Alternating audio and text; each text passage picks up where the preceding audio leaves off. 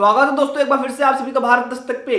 जैसा कि आपको मालूम होगा यूपी का रण अब शुरू हो चुका है। कोई पार्टी ब्राह्मण सम्मेलन करा रही है तो कोई पार्टी दलितों को घेरने के लिए बाबा साहब आंबेडकर की मूर्ति लगवाने को तैयार है। तो गाइज अब ये जो यूपी का रण है अब चिंगारी भर चुका है और 1-1.5 महीने 2 महीने बाद आपको महासंग्राम देखने को मिलेगा। यूपी में सभी पार्टी अपनी अपनी जोर आजमाइश लगी हुई है, जोर लगा रही है। कोई गठबंधन बनाने की तैयारी में है तो किसी ने गठबंधन बनाने से मना कर दिया है, तो कोई पार्टी तीसरा मोर्चा बनाने की तैयारी में है, कुछ पार्टियां मिलकर। तो गाइज अभी आपको पता होगा कल ही बसपा सुप्रीमो मायावती जी ने एक प्रेस कॉन्फ्रेंस करके बोला कि उन्हें दलितों पर पूरा भरोसा है और दलित कहीं भी नहीं जाएंगे, पूरा वोट बसपा को ही देंगे क्योंकि दलितों की पार्टी बसपा ही है। ऐसा बसपा सुप्रीमो मायावती जी ने कहा और उनका एक बयान जो सोशल मीडिया के ऊपर बहुत ज़्यादा चर्चित है, जिसका बहुत से लोग समर्थन कर रहे हैं, जो सर्वजन हिताय सर्वजन सुखाय वाली आइडियोलॉजी को मानते हैं, और जो लोग बहुजन हिताय और बहुजन सुखाय वाली आइडियोलॉजी को मानते हैं वो लोग इसका विरोध भी कर रहे हैं। क्योंकि बसपा सुप्रीमो ने कहा है कि अब 23 जुलाई से लेकर 29 जुलाई तक पूरे प्रदेश में यानी कि यूपी में ब्राह्मण सम्मेलन होगा और जिसका नेतृत्व करेंगे, जिसको लीड करेंगे सतीश चंद्र मिश्रा जी, जो कि बड़े ब्राह्मण नेता है बसपा के। और इसकी शुरुआत होगी अयोध्या से। अयोध्या के बारे में आप लोग जानते हो बहुत ही विवादित जगह है, यहीं से शुरुआत होगी और अयोध्या को लेकर ही या फिर अयोध्या की बात करते हुए ही आज देश के प्रधानमंत्री मोदी जी प्रधानमंत्री बन पाए हैं। तो गाइज ये एक बड़ी अपडेट थी कि अब बसपा हर जगह ब्राह्मण सम्मेलन कराएंगे यूपी में, यानी कि ब्राह्मणों के वोट को घेरने की तैयारी में। और ये जो फॉर्मूला अपनाया जा रहा है ये अभी का नहीं है, 2007 का है।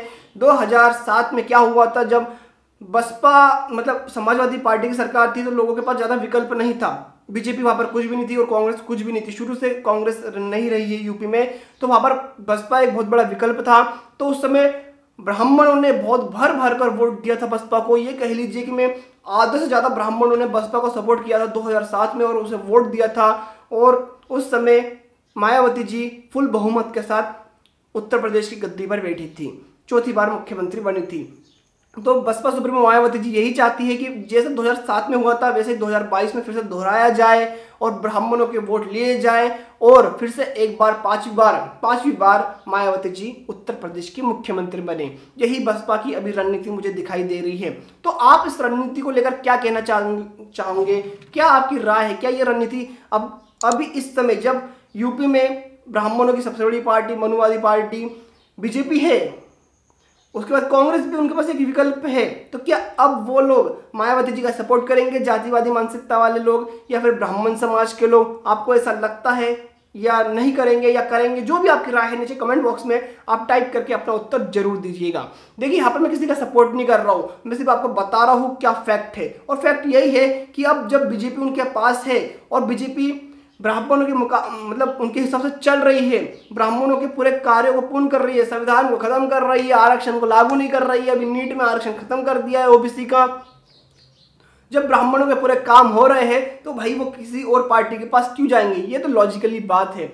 हालांकि जो दूसरे लोग हैं जो बसपा का सपोर्ट कर रहे हैं, जो सर्वजन हिताय सर्वजन सुखाय वाली आइडियोलॉजी को मानते हैं सही, उनका कहना है कि जिस प्रकार से दूसरी पार्टियां दलितों के वोट घेरने के लिए, बीजेपी ही एग्जांपल ले लीजिए, बाबा साहब के मेमोरियल्स बनाती है, बाबा साहब की मूर्तियां लगाती है और दलितों के लिए बड़े बड़े सम्मेलन कराती है या फिर दलित मोर्चा बनाती है, तो उसी प्रकार से बसपा सुप्रीमो मायावती जी भी ब्राह्मणों का मोर्चा बना रही है, ब्राह्मणों के वोट लेने के लिए ब्राह्मणों के सम्मेलन करा रही है और ब्राह्मणों के लिए बात कर रही है। और उनकी लेकिन वो बात जरूर ब्राह्मणों की कर रही है लेकिन जो उनकी आइडियोलॉजी है वो बहुजन वाली ही है, ऐसा बसपा समर्थकों का कहना है।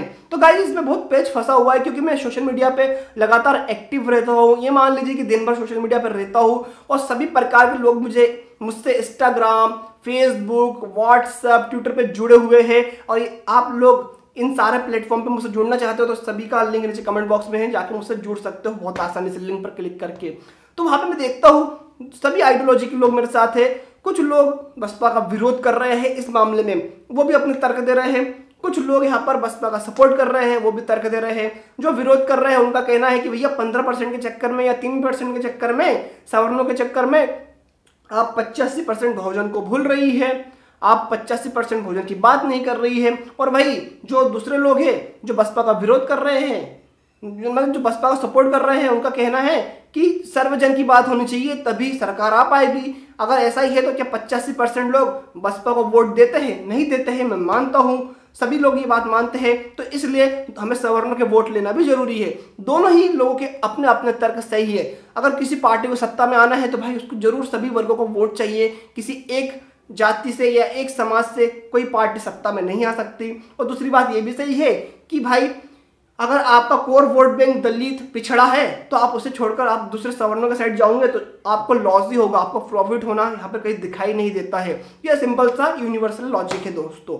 तो गाइज, जिस प्रकार से बसपा ब्राह्मण सम्मेलन करा रही है, ब्राह्मणों को घेरने की कोशिश कर रही है या कह लीजिए सवर्ण वोट पाने की कोशिश कर रही है, तो क्या ये रणनीति सक्सेसफुल हो पाएगी? नीचे कमेंट करके बताइए। और दोस्तों, जिस प्रकार से आपने देखा होगा कि योगी आदित्यनाथ जी के खिलाफ ब्राह्मण एकजुट हो रहे हैं, खिलाफ एकजुट हो रहे हैं।